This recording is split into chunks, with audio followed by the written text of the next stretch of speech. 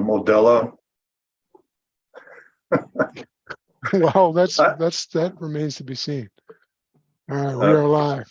All right, thanks, Pete. Welcome, everybody. Welcome, Fire Engineering Nation, for another edition of Straight Talk with myself, Dan DeGryse. I'm a retired battalion chief out of Chicago and currently the director of the Rosecrans Flooring Program. But as you can see, Bobby Halton gave me a forum to kind of talk about behavioral health and have guests like Paul Combs on here. My co-host from the very beginning always seems to be in a different place of the country. I think he's showing me up. Usually my background is the same for him. I'll let him explain himself. But Rob Fisher, out of the battalion chief out of Snohomish, Washington, which I'll be in January doing a class with you and your team. Looking forward to it. But Rob, where do we find you? Well, I'm in Puerto Vallarta, Mexico this week. My wife retired last week. She was supposed to retire in July, and then she was supposed to retire when we were coming home from Germany in September. And then we were going to retire at the end of the year. And then we found out that her pension was going to be decreased by $90,000 if she didn't retire before December 1st. So she retired the day before Thanksgiving, and we have some close friends that we do a lot of traveling with. And we had already kind of had this on the books, and we moved things around, and it just landed on this week. And so I'm in Mexico. It's beautiful here, 80 degrees. For those that watch the World Cup, Mexico is getting ready to play Saudi Arabia, and it's going to be nuts here. I look forward to seeing you in January, Danny, when we have our teams together. There's going to be, I believe, 3 peer support teams that are going to be building off of that. And our clinician psychologist is going to be there as well. And so it's going to be a lot of fun. And my position in the department is actually changing. I'm taking over the training consortium and fire academy for the county. And so I'm coming off the line. I'm still going to be affiliated with the department and associated with the peer support team, but I'll be running the fire academy for the next year or whenever I decide to retire, which might be sooner than later. So I'm excited to talk with Paul today. Well, I'm glad you were able to squeeze us in today. And before I introduce Paul, a man that needs no introduction, right? Bobby Halton. Bobby. Hey guys, it's great to be on with everybody, especially my old buddy Paul. We were just talking this morning about his art, and we can talk about his art forever, and we will. But I just want to give a quick shout out to our good friend Aaron Heller. Today's Aaron's last day on the job. He's going to retire today at 4 o'clock. Technically, it's 8 o'clock, but at 4 o'clock, the chief wanted to have as many people as possible. So just got off the phone with him. Super guy. Great things ahead for him. If you know about on-scene training, Aaron's there we go. You got it. Paul's got Paul's got the shirt on. So my eyes are terrible. I can't see. I can't hear. I can't smell. I can't do anything anymore. But we know. Oh man, this is a tough crowd. This is going downhill fast. It's a tough crowd. It's a tough crowd. So so to Aaron, thank you for everything you've done for New Jersey. You've been an incredible public servant. You've been a great friend. He's still going to be teaching, training. On scene is going nowhere. They're doing programs everywhere across the globe. So you'll be seeing Aaron everywhere, but just a super guy. And it's an interesting phenomena. I've retired, from when you retire from a job, it's just an interesting moment in your life. So God bless you, brother. And we'll see you down the road. And to everybody out there, Aaron will be teaching at FDIC this year. So you'll have a chance to see him. Paul will be there. Dan will be there. Rob will be there. So, make it to FDIC, sign up now. Nobody can help you get in a room in April. So, get yourself in and really, yeah, right. No, seriously. And I always, hey, Chief, you don't have any rooms available downtown? I know the show starts tomorrow, but yeah, no shit, you stay in my room. But so we're looking forward to that. It should be a great show. So, and just kind of kick it off. Paul and I have been working together now close to 18 years, working together. We've known each other for a lot longer than that, but Paul came on board 18 years ago. I checked. So so it was 18 years ago, like next month, I think, Paul. So I think it was like a January date. Yeah, I know I started on the blog before I was in the magazine because it took us a few months to convince Diane. Oh God. She didn't realize that most firefighters still play with crayons. So once she figured that out, she's like, "Oh yeah, I know you do watercolor and all that, but I still play with crayons." And Paul and I miss no opportunity to rub her nose in it either, right? Yeah. And she gets mad at us in her way, but she always says, "Biggest mistake I ever made, not figuring out." I was gonna bring that up, yeah, because I wrote it down.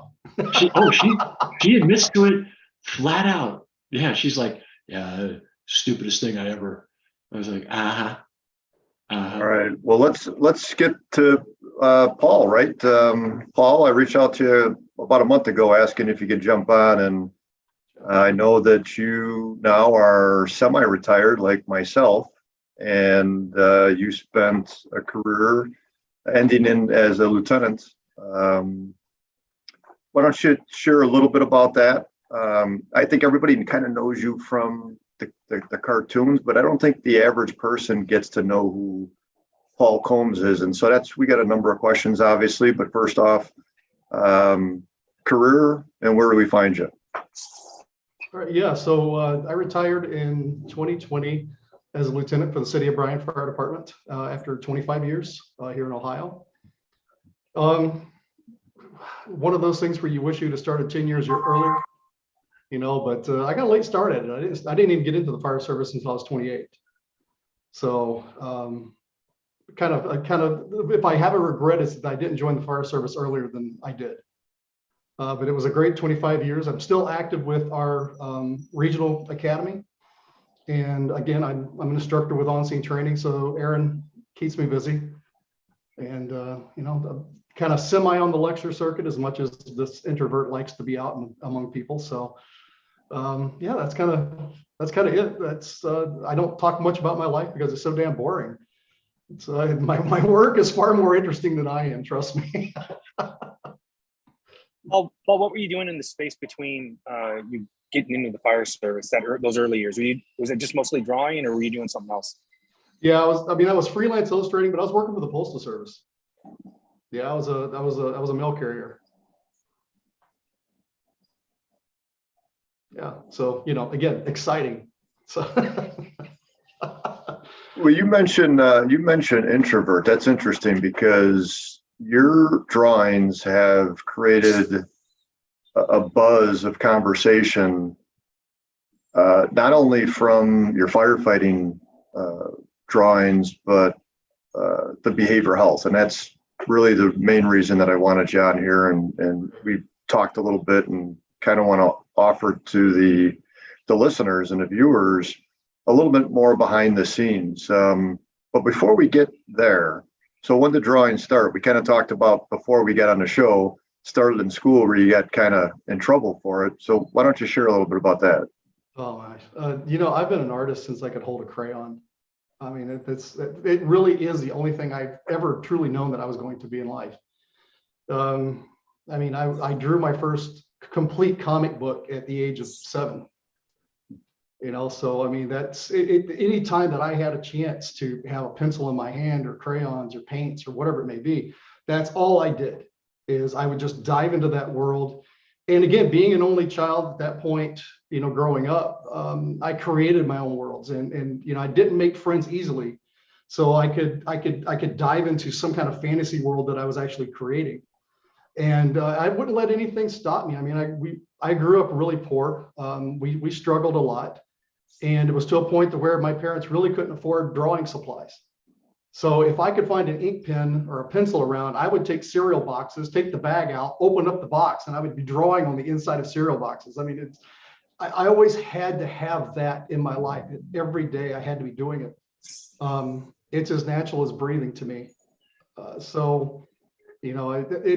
hard to answer when did I start, because I've been doing it since I could actually have one in my, a pencil in my hand. And that continues to this day. My wife gets upset because when we go on vacation, I'm never truly on vacation because I've got a sketchbook with me. We were talking about this earlier, that every fire service cartoon that I do starts in a book like this. And I'm on my 6th volume of these. And this is how I take notes. And everything is done in these little thumbnails. And I take this with me everywhere we go, because part of the crazy that bounces around in here is when I get an idea or an image, I have to be able to get that out somehow, or it just bounces around and it drives me insane. So this little book goes with me everywhere. And even if we're on a date, whatever it may be, that book is in the car. I've been known to take it into restaurants, and she understands that, this is how I think, this is how I behave. And she doesn't always like it, but I have to be able to have that out, that release and creativity. Yeah, it's as much part of me as breathing. So Paul, would you mind sharing with the folks out there who don't know that your art and illustration work goes way beyond just the fire service? It always has. Mhm. You've done work for all kinds of people. Tell folks about that journey, because and I'll tell everybody right now, what he's done for the fire service is really out of the goodness of his character, because there's no real money in the fire service for what he does, but he has done work. Well, tell everybody about the work you've done, because it's impressive. I mean, he could have been doing other things his entire life, which would have taken him with a lot more comfort and a lot more money and a lot more fame, but he chose to be a firefighter, and he chose to do art for us. So tell us about the other side that you kind of, didn't embrace because you were called to be a firefighter. Well, I mean, I always say that I was classically trained, and what I mean by that is I've always been trained in the very realistic style, studying the old masters, that sort of thing. And it really wasn't until around 2003, 2004 that I kind of found cartooning. So up until that point, I was doing portraits, painted, drawing, doing that kind of work, a lot of landscape paintings, murals, my art career has taken so many different avenues. And the funny thing is how I kind of fell into cartooning, which led into the fire service side, is I was into political cartooning. So I was working with the Tampa Tribune as their editorial cartoonist, doing political cartoons. And just by chance, I did a cartoon on the Fire Act that I approached a rival magazine. Okay, you can say Firehouse. Okay, I'll say it. All right. So I approached Firehouse about if they wanted to put it on the firehouse.com at the time. And by that evening, Dave Iannone, who was in charge of firehouse.com at the time, called me up. And from that point on, I was doing something weekly. And I was with them until 2008 when I joined Bobby with fire engineering. So, it all came from that political side. But, you talk about the love of the fire service is, my work to me has to have a meaning. I can't just create to create. And, and Bobby, you're very into politics. You study it, you follow it. There was no gratification in it. I went into political cartooning thinking I was going to be one of the press corps. I was going to be making that difference, changing the world. I was going to have the fedora with the press sticker, and I was going to have Pulitzers lining the wall, but, you find out quickly that the people that agree with you always agree with you. And the ones that you piss off, you're always going to piss off, and you're not changing anything. And that was not, I wasn't getting any kind of satisfaction or gratification from doing that work, because all I was doing was just poking fun at people. And it wasn't until I kind of applied that editorial sense to the fire service and realized that with a smaller, more focused market that I cared about and that I had that passion for, that's when I really realized that I could actually start making a difference, that I could be that conduit for conversation. And that's really what my work's about. It's to, again, I always say I'm not the sharpest crayon in the box, and this is up to people that are far smarter than me to figure out. But if a cartoon can start that conversation at a kitchen table where people can start to figure out issues that they have or whatever it may be, then that's where the gratification comes in for me, that I feel like I'm doing something that's making a difference. And I want to get to that, or we want to get to that in a minute, but one other background question that I think is important, and I want people to know, like, I've known you forever, but I think so many people, they think they know you, but they really have no idea who you are, and which I think is wonderful. But my question is, do you think that there's a genetic component to, like, did your mom or your grandmom or anybody in your grandpa or anybody or your dad? Because I know you've kind of passed it along to the next generation who combs your artistic capabilities. So was there any predecessor for you, or? Creativity takes so many different forms, and I come from a very creative family, whether it be musically, mechanically. My dad is the king of tinkers, and he is so creative, and his genius is being able to figure out puzzles and make something work, and so I come from a family that thinks very creatively. It's just that I applied that with pen to paper, where they applied it in different forms. Yeah, so I do believe there is a genetic form to that. I mean, because where I do things two-dimensionally, my daughter is a photographer, and that's how she sees the world. And not just any kind of photographer. It's okay to brag. Yeah, well, she's the best. and you know what? And she's done some great work in the fire service as well. I know that she would love to get a little bit more into it. One of the things that she did when she was in college, and I love this, and it's a dad moment, where most college kids go out to the bars and they go out drinking, or they go out doing whatever college kids do. She would hang out with Steve Robertson there in Columbus, and that's where she would go after school. And she would sit there in the firehouse. She'd do her homework. She would go on runs with them, take the camera. And, in a lot of ways, Steve she grew up with Steve as kind of an uncle, in that sense. That I know, but, and I'm grateful. And I'm so grateful for Steve and his engine crew for taking her in the sense that she would, she would have mealtime with them. She would cook for them, and she loved that life. There at the firehouse. So, she could have been doing a lot of different things in art school, and that's what she chose to do, because that was where she was comfortable. That's where home was for her, because that's where she grew up, was on a tailboard. That's cool. So, yeah, she's a good kid and creative, far more creative than I am. But so yeah, so I guess, and I think I know where Bobby's trying to push me here, is with the USO work. Okay. All right. I'm slow, Bobby. Sorry. You got to lead me to the water sometimes. No. So what he's talking about is I'm also a USO volunteer. Me and the other cartoonists with the National Cartoonist Society. We get together and we travel abroad, downrange to military base. No matter where it is, we go. Where it'd be an active war zone or military hospital at any place on the globe. And I've been doing that since 2010 as a volunteer. So again, it's probably one of the most rewarding things I've ever had a chance to do in my life, because where a lot of USO entertainers go there and they have a show, or it's a celebrity and you get a signed autograph, maybe a photograph with them. We're one of the few people that works with the USO where we actually get that quality time. So as I'm doing it, and it's the only time I do a caricature, is when I'm on a USO tour. So I'll have that 20 minutes with a soldier while I'm doing their drawing, and you try to get them to open up a little bit. You want to be that lifeline home from wherever they are. So you get them talking about family, about sports, that sort of thing. And at the end, you give them this silly, drawing of them, and we have a big laugh. But the nice thing is that 20 minutes of quality time that you get to spend with them. And for that 20 minutes, they kind of forget about where they are, and they're taught, you've got them laughing about different things.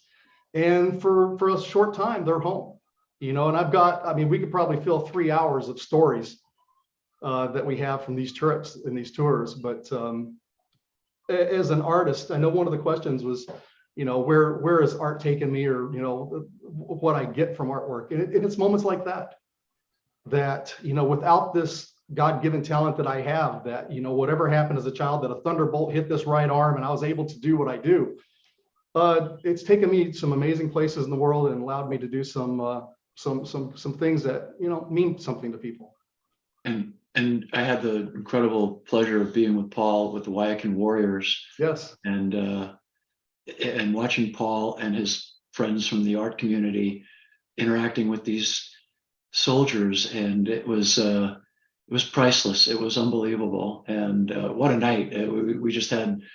And it was table after admirals, generals, 3 stars, 4 stars, everywhere, and the guys in the cavalry unit, and they're full cavalry, and mugging it up for Paul to get their pieces done, and Paul leaning over the table, they got a whisper in the ear, and then he'd put it onto the paper, and and show it to them, and their eyes would be like, oh my God, and it was like unbelievable. You couldn't, the men and women who do that have so much like firefighters inside, and it's just like when it's just us, you know what I mean? And it was just them, and the windows of their souls were opened up, the windows of their hearts were opened up. They're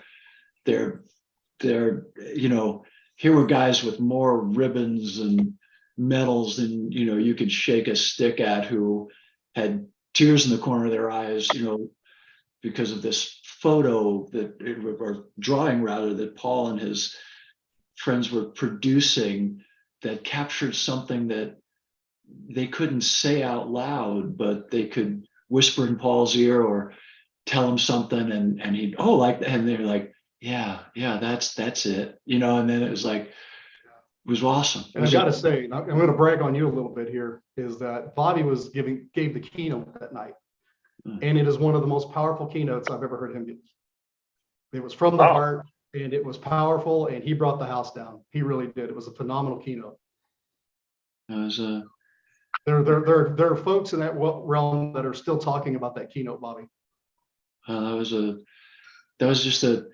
There are times, Paul, and you and I have been there, when everything's just right with the world.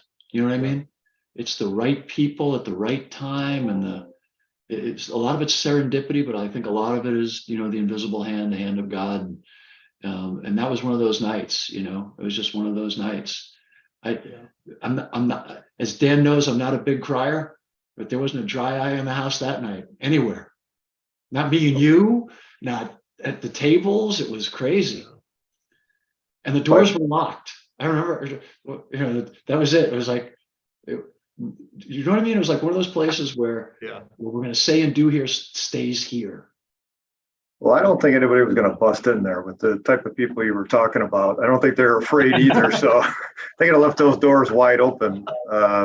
No. But anybody who's been at FDIC, I think, knows that Bobby speaks with passion, and and it's not about Bobby, but I got to stop you right here, because I'm going to say something, and this has to be said seriously.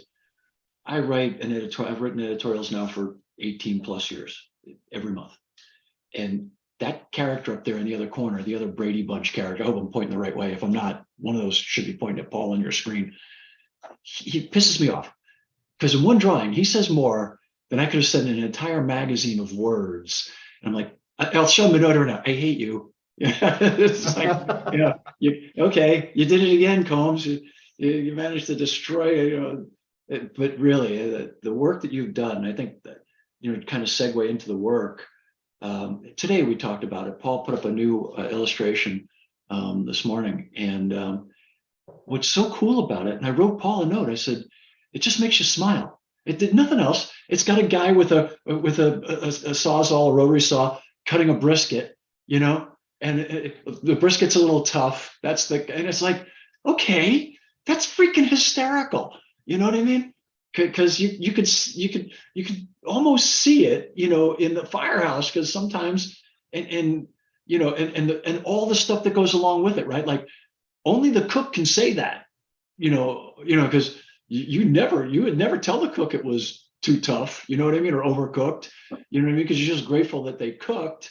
And so all those things kept ripping through my head. And the guys we had a guy named Big Al that used to cook all the time, and I'm trying to think of his last name. I think it was Lopez, but he was a great cook. And so, but if something came up shy, you never said anything. Yeah, but again, Bobby, so I totally agree with you, but that was about 25 years ago. If you were in a firehouse now, if you don't like it, they complain about it. And sometimes the cook tries to make everybody happy. I was in a firehouse the other day and we had poop on a shingle and none of us said a word. Nobody. And I was with kids that were 18 and they were like forcing it down. And we got out and we were cleaning the floor and one of the kids said, "What'd you think?" I said, "Oh man, don't say anything in here. He might hear you." No, we haven't changed since Emperor Augustus put us up on a hill outside of Rome in 08 AD. Here we go. It's the same clowns. All right, we're getting back here. I'm gonna shut the door and pull the reins in here. And he knows it. He knows it. He knows it better than anybody. Well, that's why he's here, because exactly what you're talking about in regards to what he can say or what he can even not say and what you can think of with a simple drawing is interesting. So just out of curiosity, Paul, how many drawings have you done? And we'll just talk about for fire engineering. Captain Patterson. I'm sorry, Bobby distracted me.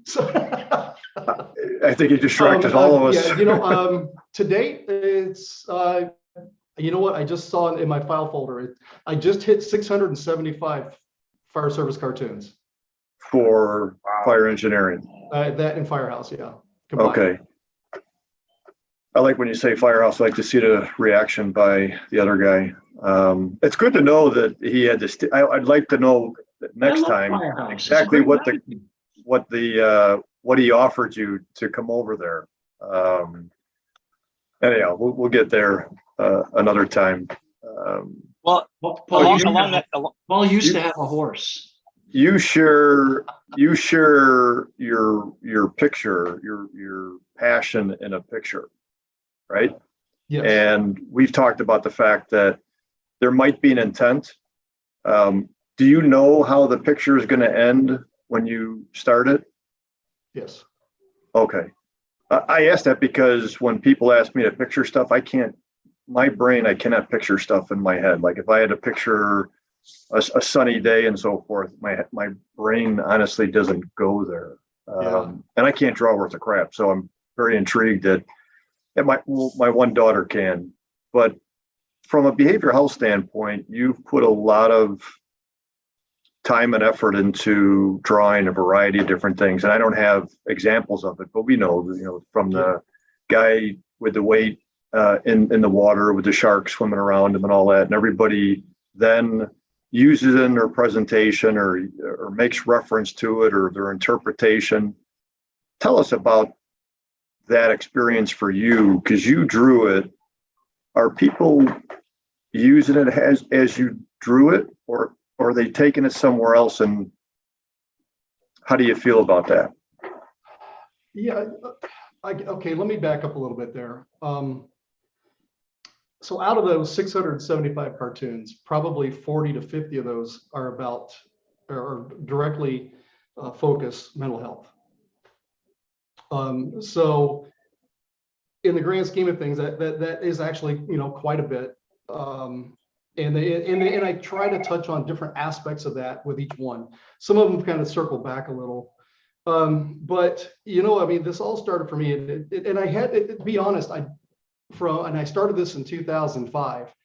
Up until 2008, I had never drawn any type of mental health commentary. And that all changed for me. And I know you and I discussed this a little bit on the phone when we were talking about doing this podcast, is my lieutenant committed suicide on January 9th of 2008. And we didn't see it coming. And to say this rocked our department to the bones and understatement. He was that Marlboro man, he was one of the first people I met when I joined the fire department. And at the time at our old firehouse, the back bay door was where everyone met. And it was part of the old fire station that was built in the 1900s. So, it just had that character about it. And he would always stand there smoking a cigarette when you could still smoke cigarettes in the firehouse, and have one leg up on it. And he would just take that big, deep draw, and he had those squinty eyes. He just had that Marlboro man look to him. And he was one of the toughest looking guys I'd ever met in my life. But he was one of the warmest and most giving people I'd ever met. He was that first in, last out guy. I mean, the type of that we all knew that we grew up with, the people that we idolized in the fire service. At that point, though, that we knew that he was getting close to retirement. He was having some family issues. He had moved out of his house. They were in the process of getting divorced. And he was starting to have some health issues with injuries. And he always kind of joked about suicide, but that was just the way he was, because he always had a joke. But it wasn't until that night that we all got the call that we knew he was serious. And that changed everything for me. And that's when I realized that I have an avenue and maybe even a responsibility for what I do to help bring more conversation to what I think is an epidemic with either mental health or with suicides. Just yesterday, and I hate to say celebrate, but we remembered an anniversary of one of my buddies committing suicide.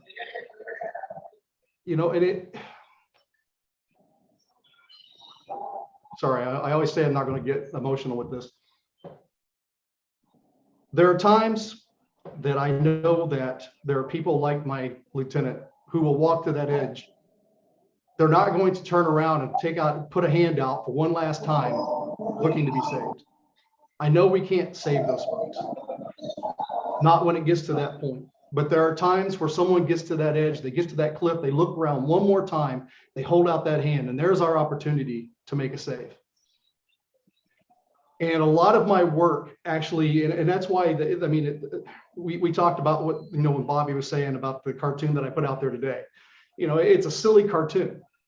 There's really no point to it, on the fact that firefighters always find a way to solve a problem, even if it is taking a rotary saw to a tough brisket. I do those cartoons because, an editor that I had once said that the best cartoonist is like a concert pianist. They can play all the notes, they can hit all the tempos. And what she meant by that is I have to do the silly cartoons so the other cartoons that are more serious have more impact. Because if you keep seeing the same cartoon, the same topics over and over and over, you're going to get desensitized to it. So a lot of times before I release a cartoon that is a gut punch, I will do something that is a little bit silly, because I want you to have a bigger impact for the message that I'm actually putting out there. So up until that point, I had done some stuff on some tactics, but it was a lot more just kind of silly cartoons that I was doing. And that was the epiphany for me that, I have an opportunity to do some serious work that could possibly make a difference. And I say that to segue into this other story, that about a year and a half later, the cartoon that I created, and it took almost a year for me to actually get my thoughts around the cartoon I wanted to do. And I know I don't have a sample of it here, but I'm sure a lot of folks have seen it. It's the two firefighters sitting in the back of the rig. One has a sign around his neck and it says, "I've been thinking about suicide." And the whole point is, if it was that obvious, we have to dig deeper. We have to get to know people. We have to ask those questions, get into their lives a little bit so we understand when things are going wrong. And it took a while for me to actually put my thoughts to that cartoon. But about a year and a half after that, I got an email from a chief out in the Chicago area. They had an EMT that she had had a couple of close calls, and she had had some really bad calls, and all within about a 4 to 5 month period. And she was really starting to spiral downward. And they tried interventions, they tried some different things, and nothing was really working until one day she walked into his office, closed the door, handed him her phone, and on that phone was that cartoon. She used that cartoon to start a conversation that she could not start. And that's when I knew that what the type of work that I do makes a difference. That I have, and I hate to use the word, a certain power with the pen and the paper to change lives. And I love that story only because in some ways, my lieutenant's still saving lives. Because that cartoon wouldn't have come about without losing him. So yeah, I know I've taken the long path around to answering your question, but that's why that doing my work in mental health is so important to me, and it will not stop. You know, because again, I need that work to get out there so people will have that conversation. I have no idea how many lives I've touched with this. I hope many. You know, I will never know, and that's fine. From time to time, I get emails or people come up to me at conventions and they'll tell me how much a cartoon meant, or that they had, you know, that was their wake up call. You know, and that means the world to me. And those type of comments and reactions to my work is what gets me up and what keeps me doing what I'm doing, and the passion to keep drawing. I know Bobby and I talked a little bit about it a couple of months ago that, you know, I'm coming up on 25 years of doing these cartoons. I didn't know if I was going to continue on, or I'm just going to say, okay, there's a 25-year volume, let it be what it is. But I don't know that I'm going to be able to stop in that aspect. I think it's something that still needs to be done. And there are some phenomenal cartoonists that are kind of coming up now. And, you know, I love the fact that there's a whole different age group of cartoonists and firefighters that will kind of take that mantle and be able to communicate with the younger generation. I mean, because face it, I mean, we all look at older cartoons and they have an older vibe to them. And I'm sure that my work kind of has the same. You know, I don't know that I have the same impact with 20-year-olds that I do with 30, 40, 50-year-olds. You know, and that's just the natural way of things. And I really hope that some of these firefighter cartoonists out there that you know, I'm seeing their work on Facebook and on Instagram, and it's great work, you know, but they have an opportunity to change lives, and I hope they see that.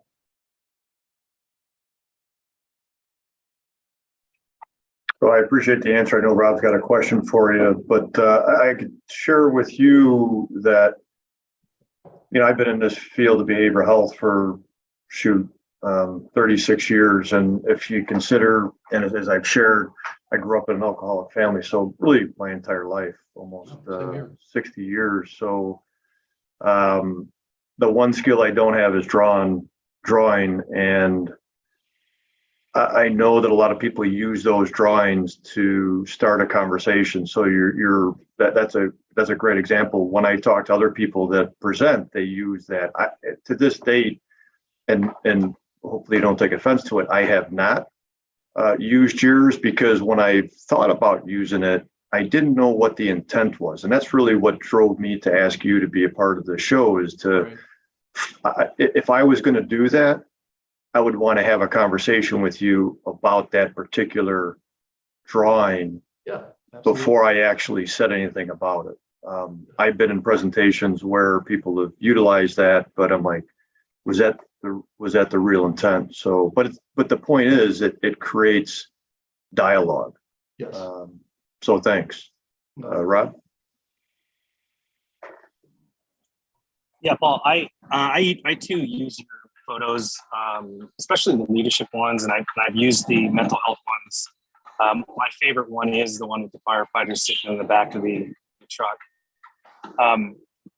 Where do these thoughts, you know, leadership? You mentioned the mental health side of it, but where do your thoughts originate for like these leadership cartoons?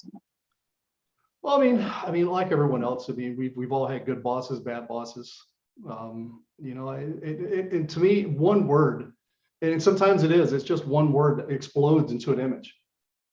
And I can create an entire scenario around one word. So, I mean, like you said, with this, you know, with books like this, you know, I'll sit in a convention and with an instructor, and I'll fill 2-3 pages with this. And it's a lot of times it is just one word, and I can put that word into a scenario and put an image around that. And, you know, maybe one image out of an entire page will actually make it into a real cartoon again. This is how I think this, you know, I just kind of mind explode onto a page. But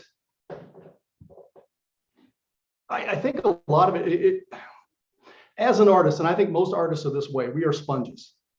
We take in the world around us probably more than most people do.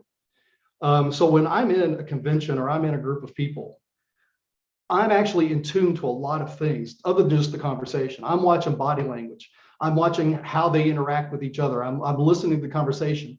I'm watching how the conversation changes the attitudes of different people. And it's something that I've trained myself to do ever since I was a child, because that was always fascinating to me. Because as an introvert, an icebreaker is one of the scariest things in the world to me. To have to go in and talk with a small group of people and carry on a conversation. All right, because I am far more comfortable observing than I am interacting. So in that sense, you know, I like to say that I've kind of trained myself in a sense to watch what people are doing. And when I got into the fire service, being able to attribute that to a lot more of what is a good leader, what is a bad leader, what's being effective, what's not being effective. You know, if you notice, I don't do a lot of work on tactics because, I mean, in my opinion, I could talk to you all day about fighting fires in Northwest Ohio. You know, but I have never fought a major high rise in New York City. I don't know what it is to fight fires in Arizona to California to New York to Florida. You know, I know my little world. So if I do a cartoon on tactics, you know, some of it might transfer over, but you know, I'm working in a little bit more of a localized world. People are people, you know, and good leaders are good leaders everywhere, and bad leaders are bad leaders everywhere. And again, to be able to have that conversation, like Bobby said, I will get emails from people, and some of it pretty hateful. Because again, with that cartoon creates that 10 seconds of emotion. If I've done my job correctly, you're going to laugh, scoff, you're going to get pissed off, something's going to happen. Okay. So when some of these people that, you know, and I look at this as a lot of insecurity in their part, which you typically see with bad leaders, they will see something like this. It will be a pinprick to them and they will lash out at me. You know, so you get that feedback at times, but that's the reaction that I'm looking for, because a lot of times that's that mirror, they're reflecting back at themselves. Not that it changes everyone, but again, I have heard people say from time to time, it's like, hey, you know, I see that in myself and something I really need to work on, or I really need to change, that sort of thing. So, you know, it just comes from, you know, really paying attention and being in tune with what's around and just knowing how to treat people right. It's not that difficult. It's not hard. You know, I mean, I don't get where some people just wake up and just choose to be an asshole. Yeah, I don't, you know, I mean, it's so easy to be kind to people, to be respectful to be people, to, you know, to hold their opinions of some value. And I don't understand how you choose to be a bad leader. You know, and I know a lot of it comes out of some insecurity, it comes out of some different things, you know, some personal traits. But, you know, you just got to be part of it. You got to be involved. You got to be, you know, you've got to love it and not love yourself as much as you love the fire service. I'm glad you covered your fan mail, because I've talked to you before. And I've heard you kind of comment on some of those, and I think those that don't really know you very well don't realize that you get a lot of hate mail, and it is really interesting. All the stuff that you do. I mean, one of my other favorites is the one that you did on the coffee pot and the ideas that have come out of the coffee pot. It's one of my favorite ones. But I would never imagine until I met you and we had talked that you actually had hate mail coming in from some of the stuff, because your work is incredible. The other question I got with you regarding this is artists, it's like emotionally, they really get into their work. And do you, being an observer and taking all this in, do you ever find yourself just overwhelmed or totally consumed, exhausted, frustrated that, you know, while this talent is there, that it consumes you? Yeah, it does, you know, and it's hard to turn off sometimes, because it always, the switch always seems to be on by default. So there are times where, I mean, you know, and the creativity is kind of like a wave, you know, there's an ebb and flow to it throughout the day. And if the right situation meets the creative flow, it can be overwhelming. Because now you've got, I mean, everywhere you look, every conversation you hear, every word you see starts creating images, and it's like an explosion in the brain. And that's when I'm so thankful that I have something like, you know, my notebook with me. And that's why I carry it with me, is because without that, I almost effectively shut down, because it does become so overwhelming that I don't even want to have a conversation, because now I'm in the mode of, I don't want to forget these things. You know, so yeah, it can be overwhelming quickly. It really can.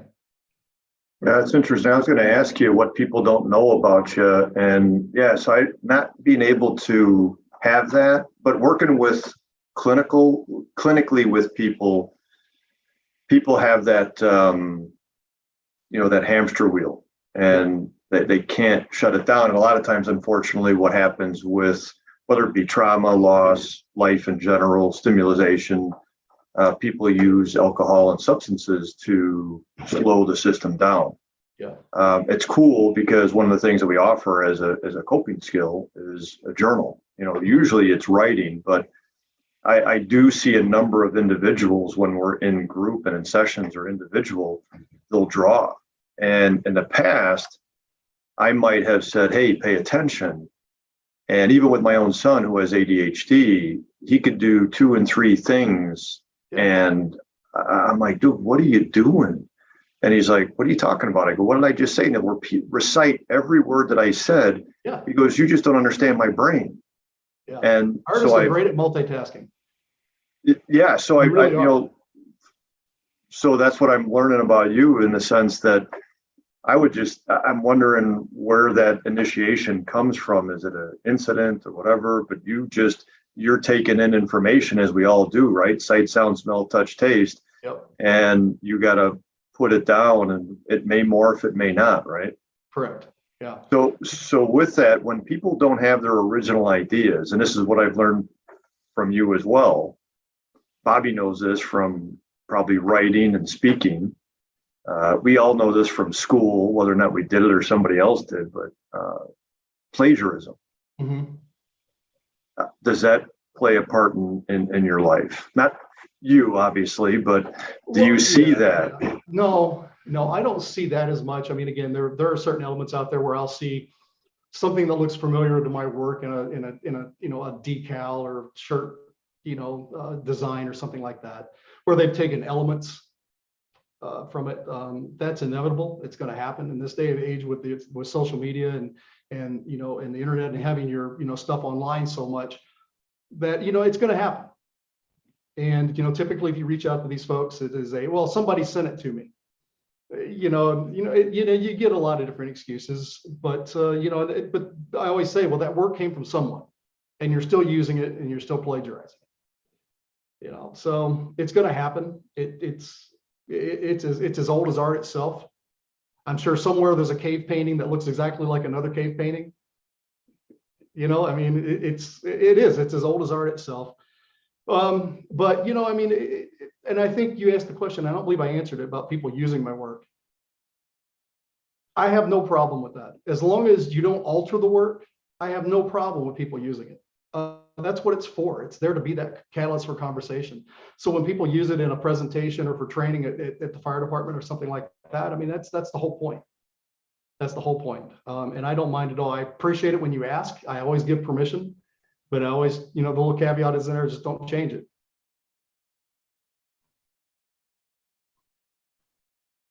I appreciate the candor in the conversation.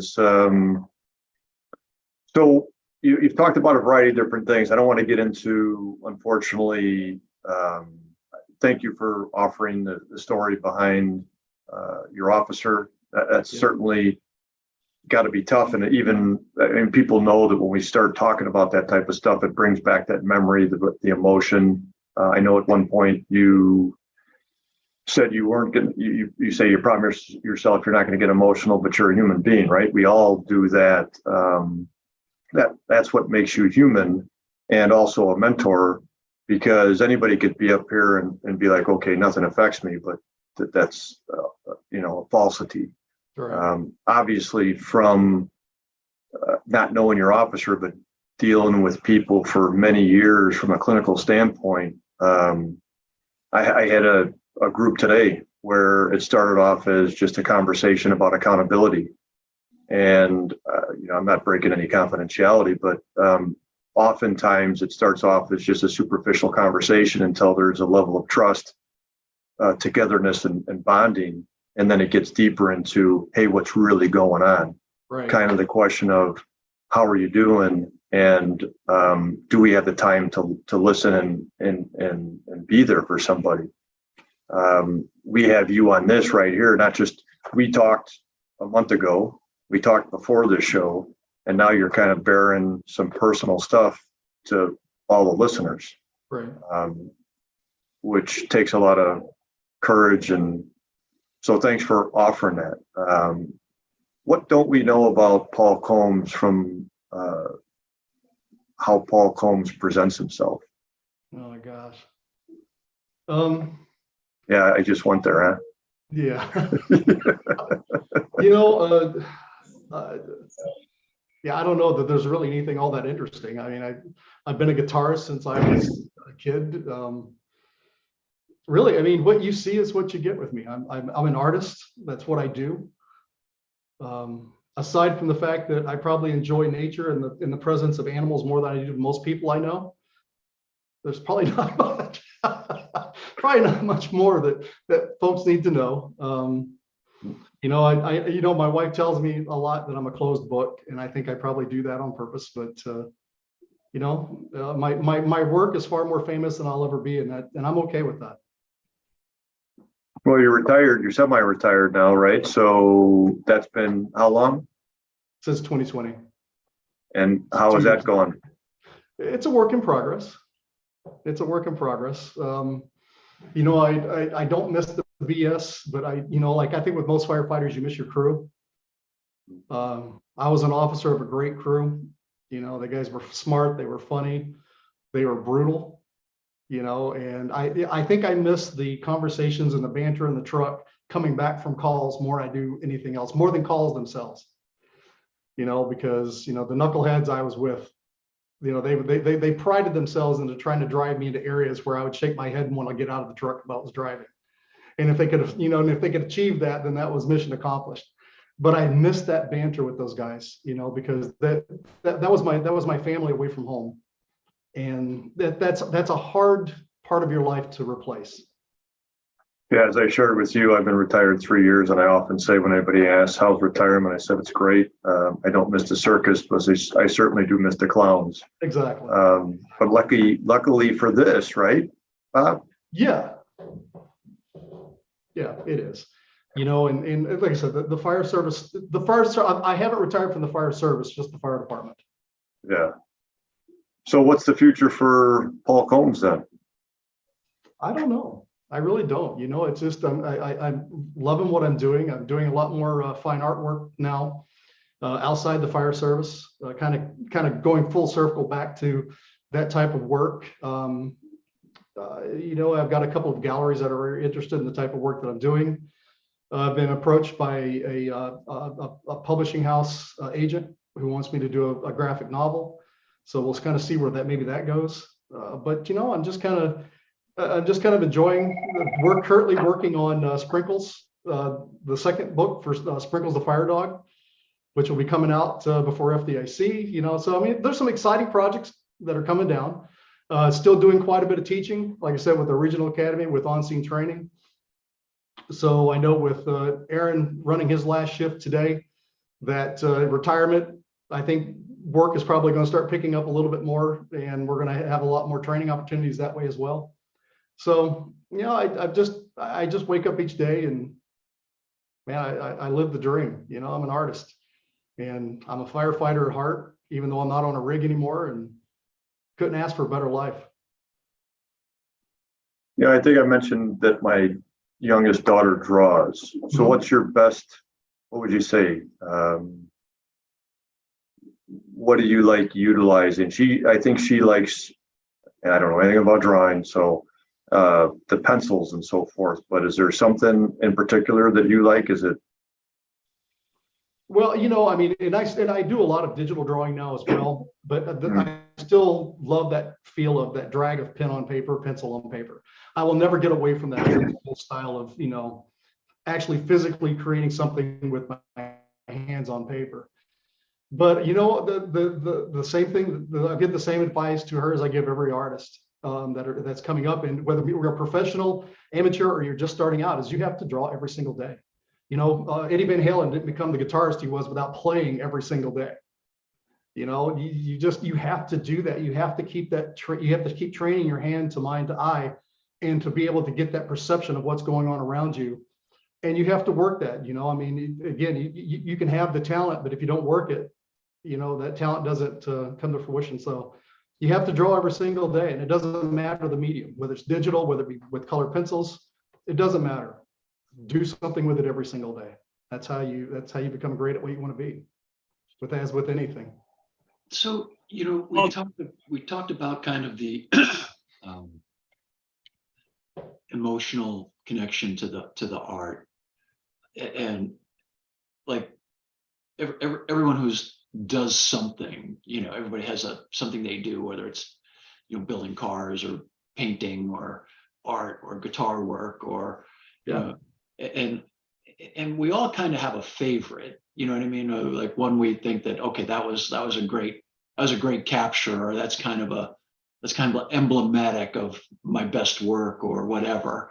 Mm-hmm. If you had to go there for just a moment on the fire illustrations, specifically the fire illustrations, because I've seen your other work and it's amazing, and it's so different, which is like, that's why I wanted you to talk about it a little bit, because like when you see his other work, you're like, holy crap, dude, it's like holy crap, dude, and it's that kind of thing, right?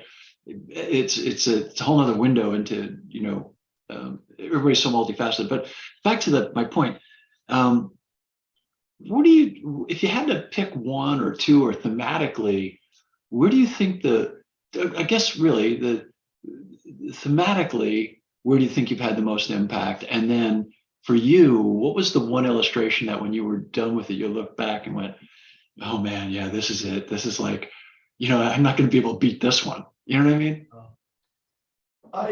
Honestly, I think we kind of already talked about it a little bit. I think the ones with the mental health aspect to it, because again, I have that immediate connection to, things have happened throughout my life. I mean, and it wasn't just my officer, I mean, in my personal life, we talked about growing up in an alcoholic family. That was my dad's side. And my dad was the only one that lived past the age of 55 because he broke that cycle of alcoholism. So, I mean, that type of thing, and I've grown up with that part of it in my life and seeing what that does to people and that sort of thing. And then since my officer's suicide, there have been countless, too many suicides by friends in the fire service, outside the fire service, people who have left the job for mental health reasons. And so I think the work that I do there is probably the most important. Again, the silly stuff, we all have to, something like you and I were talking about in our email this morning. Sometimes you just have to smile and giggle, and that's important too, for no reason other than just to smile and giggle. So, I mean, that work's important, but it's not, the most impactful stuff I think I do is the ones that focus on mental health. So I think when I do call this quits and I look back over a career of doing this, that's what I'm going to be most proud of, is the work I've done there. Because I think if there's somewhere where I've touched people's lives, it's there. But as far as a favorite one, wow, I don't know. I'm so critical of everything I do. I don't know that I've ever stepped back and went, yeah, that's it. I usually step back and go, oh God, I could have made 10 different changes there. It probably still comes back to the one I did, and I shared this in my keynote for FDIC a few years ago. It's the two firefighters standing by the huge Maltese cross, and the one telling the other one that, this symbol, if you give yourself to this symbol, it will give you everything, but it doesn't owe you anything. It can give you a lot of things in life. It can give you a sense of purpose. It can give you, a salary. It can give you a lot of things, but it owes you nothing. But if you give yourself to it, it gives you absolutely everything. And, I'm living proof of that. I really am. That's my favorite. That one's my favorite. So yeah. There's no point. There's no reason why a schmuck like me should be on a podcast like this. It was a great line. There was a kid doing an interview, and he said, well, because it looked, to get a promotion, and the line is, yeah, I just love the fire service. And the chief looks at him and says, that's fine, kid. She's not going to love you back. Now, why should I promote you? Oh. I'm like, perfect, exactly. It was, and that illustration for me is like, yeah. Mm-hmm. Yeah, I think if there was one that I stepped back and went that I think if it channels more of how I feel about the fire service, it's that one. Yeah, that's great, kid. Ain't gonna love you back. Now get to work. Do something with it. Yeah, and it doesn't mean, you know what I mean? Like people hear, oh, well, that's not the fire service love. No, it doesn't. It doesn't have any emotion at all. It's what we bring to it, not what it is. Absolutely. So which is, I think, a really important lesson. That was one of mine, and among gazillions. But I'm a huge fan of history, and you always throw some history in for me occasionally, and I'm like, oh, I saw that one, and I'm like, okay, a lot of people don't know that Paul's got tremendous historical knowledge, not just about art, but about history, and he portrays that in very subtle ways, and even a lot of his illustrations have features of folks that we know, and so we laugh because I'm like, I know exactly who and the dude, I'll talk to the dude, we say, I had no idea it was him. I'm like, oh dude, man, that was you, bro. Paul kind of mentioned that, is that right? That if you think you drew something, if there's some caveman back there that drew on a wall that probably did it, but you're just doing it in a different way. I wasn't a good history student in high school, but have come to be much better to realize that anything that I'm probably doing now is somebody did before. It's good to give credit to those people. Now, plus when you're around Bobby, he remembers everything. So he'll quote something kind of like, I forget where I was doing. What did I do? I quoted Donne as a poem, and he corrected me that it was a sonnet. Yeah, I think I know history until I talk to Bobby, and I don't know history. Yeah, it's funny. We were having that conversation before we went live about getting in trouble in school. Oh my gosh, I used to get in trouble so much in school. I got sent to the principal's office so many times until, and it's funny, it's kind of going off the conversation here. I had a history teacher in high school, and I was flunking the class. I just couldn't. I wasn't a good test taker, and she kept watching me doodle, and she realized that some of the doodles I was doing was what she was talking about in class. So instead of taking tests, she would give me something in history that I would have to draw as an illustration. And she's like, you got to read the material and it's got to be historically accurate, but this is how you're going to pass the test. And she was the first one to really see the fact that, that I think in a different way. I think in visuals. I don't think in text. I don't think in numbers. And I learned a valuable lesson about myself doing that, is that's, that everyone learns differently. And even coming as an instructor now, I don't come at it one-dimensionally, because I understand through my own experience that people learn differently. And you have to, as an instructor, if you're a good one, you figure that out so you can teach to them. So, it's funny we were talking about getting in trouble in school, because that changed a lot in my life for me, is getting in trouble in school. Funny how things go. That's a great teacher. One thing that we talk about when people come here, we don't look at them as any less than. We try to build on the strengths that they have or already have and find out what those are. And obviously that's what the teacher did with you. Absolutely. Yeah, that's great. That's a great story. I know we're kind of at our time. That hour flew by. I'm sure we got a few more minutes. Rob, you got something else? Rob, I just wanted to make real quickly. We got a comment from Peter. Peter's behind the scenes and he's watching the comments. And it was, hi from New Zealand. This is from Ken Clark. Love your work, Paul. It's on my office wall. Triggers conversation every day. Thank you very much. So you're obviously reaching out to a broad audience, global. And I appreciate your work. I appreciate everything that you've been doing for the fire service. And I appreciate your friendship. And I love seeing you at all the conferences and anytime we're out and I run into you at training. So thank you for everything you do, bro. Thank you. I appreciate it. Yeah, I got to tell everybody behind you, Rob, to quiet down. We're in the middle of a fire engineering podcast. Forget about that soccer and the bazillion people that are out there that everybody's drinking Tecate and Modelo. Probably you too. But that deal too. Look at that, huh? Now, So see, that wonder should he have paid been your a, background the whole time. should have been. Wonder he was paying attention at all. Paul, hey, thanks a lot, honestly, for spending this short time, an hour. You've obviously had a long, storied career, and you got a lot more going in the future. Thanks for burying yourself here, coming out of your introversion and being an extrovert. But yeah, definitely, I'm sure I'll see you at FDIC. Yes. Bobby and Rob, any final words? Yeah, I would encourage everybody who's listening right now, go to Fire Engineering. Look at today's illustration that Paul has up there. And okay, so the guy cutting the turkey or the brisket rather, has one look on his face.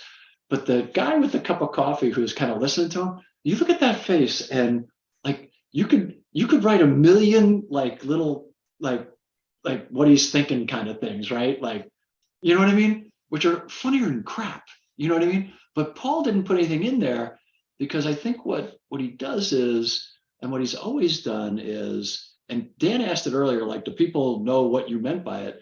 I think Paul is really comfortable with letting us find what we mean by it, you know? Not so much what he meant by it. Like he'll give us a little blurb now and then, you know, about the piece, but and today he talked about innovative, you know, stuff. And I didn't go there. I went right to never criticize the cook. You know what I mean? And if I was the guy with the cup of coffee, I would have been like, you know, just I ain't saying a word, man, because I don't want to get, you know, I don't want to get cut out of the brisket. You know what I mean? I don't care how tough it is, son. You cooked it, you know, kind of deal. But so I think that's been for me. I think what Paul, what you've done is you've allowed people to get in touch with thinking, right? Critical, you know, just imagining and playfulness. And I think the one way to, and why memes are so powerful today online is that the one way to really challenge power and really challenge oppression, and sometimes oppression just comes at us from life, is with humor and with you know and with playfulness, and you've always captured that power of play. You know what I mean? Because you're taking really complex, really wickedly dynamic situations, and you're putting them into a place where you can see what you want to see. You know what I mean? You can go where you want to go, and then sometimes it just smacks you flat out in the face. You know what I mean? It's like because of how you relate to it. You know what I mean? And all of us on this call have, you know, gone through tragedies with people who've, you know, we've lost to mental health issues, and so for us, boom. But you know, someone who's younger might not see it. You know what I mean? And I think that it's just that playfulness that helps people to get in touch with more serious elements, but at the same time, you know, can approach it with a smile, which is why people like Paul and comedians and great artists have always been able to do that, you know. And so it's been, for me, I'm just so glad Dan asked you to be on, so I have a chance to say, especially this time of year, how grateful I am for everything you've done for, you know, fire engineering and myself, and you know, the friendship we've shared these many years. Thank you for being a mentor as well.